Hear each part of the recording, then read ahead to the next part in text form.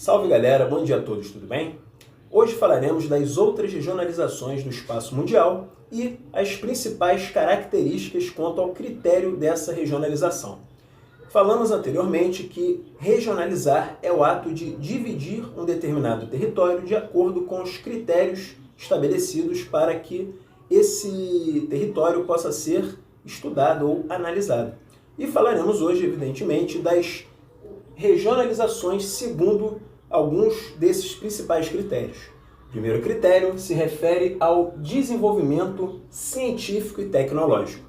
Esse critério está muito ligado, de acordo com o mapa, aos fatores de inovação tecnológica ou mesmo investimentos na área de ciência e tecnologia. Dentre os principais polos de inovação tecnológica, destacam-se países como Estados Unidos, a França, o Reino Unido, a Índia, o Japão, entre outros. Vale dizer que, além desse critério, existem outros tipos de regionalização que vão classificar esses países em diferentes critérios. Podemos destacar também a regionalização segundo o Produto Interno Bruto, ou seja, o PIB de um país. Isso está muito ligado à soma da riqueza acumulada por um país ao longo de um ano. Então, em cima desse critério, temos a classificação dos países de acordo com seu grau de desenvolvimento quanto à riqueza produzida nesse país. Atualmente, Estados Unidos e China detêm os maiores produtos internos brutos do planeta. Ok? Vale dizer ainda que o PIB per capita ele é calculado em cima do valor total do PIB sobre um número de habitantes.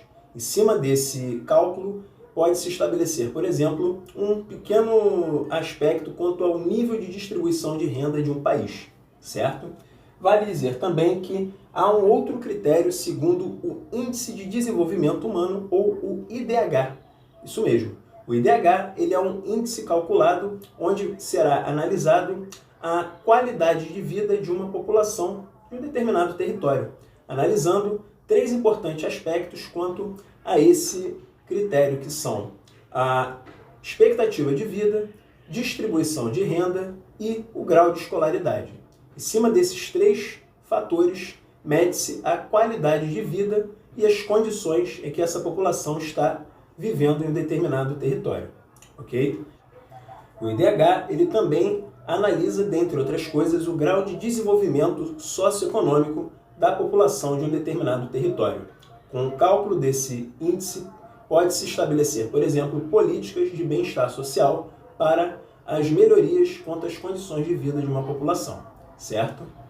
Vale dizer também que há um outro tipo de regionalização quanto ao seu nível de desenvolvimento econômico e social.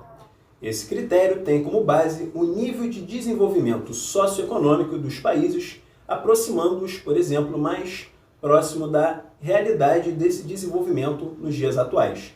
Vimos anteriormente que alguns países do hemisfério norte são classificados como países mais desenvolvidos em relação aos países do hemisfério sul, tendo em vista o processo de industrialização iniciado lá no período da Revolução Industrial, e os países de industrialização tardia são aqueles que, em sua grande maioria, estão localizados no hemisfério sul. Porém, esse critério leva em consideração o nível de desenvolvimento e esse acompanhamento nos dias atuais, levando em consideração, por exemplo, a ascensão de algumas economias classificadas como emergentes. Então, em cima desse processo, é classificado dois tipos de países: os países do tipo norte e países do tipo sul. Os países do tipo norte são aqueles países que estão no grupo de países desenvolvidos, além dos países ex-socialistas e os países classificados como tigres asiáticos. Então, esses três grupos de países são denominados países do tipo norte. E os países do tipo sul são aqueles que, em geral, estão classificados num patamar de países emergentes, menos avançados e são considerados, por sua vez, em uma situação intermediária. Podemos destacar, por exemplo, um grupo de países emergentes como México, Brasil, Chile, Argentina, África do Sul, Índia, entre outros. Além desses países, temos o grupo de países denominados países em outros momentos da história, eram chamados países subdesenvolvidos. Atualmente, eles são classificados como países menos avançados, né? Então, podemos destacar nesse conjunto países que basicamente sobrevivem da exportação, por exemplo, de matérias-primas ou commodities com menor valor agregado. Além desses países, temos os tigres asiáticos ou os novos tigres asiáticos, chamados também de nova geração de tigres asiáticos. Dentre esses países destacam-se a Tailândia, Malásia, Indonésia e Filipinas. Esses países tiveram um rápido desenvolvimento econômico, principalmente a partir dos anos 80. Porém, são países que, do ponto de vista tecnológico, são menos avançados, menos desenvolvidos do que a primeira geração dos tigres asiáticos que vimos anteriormente, ok?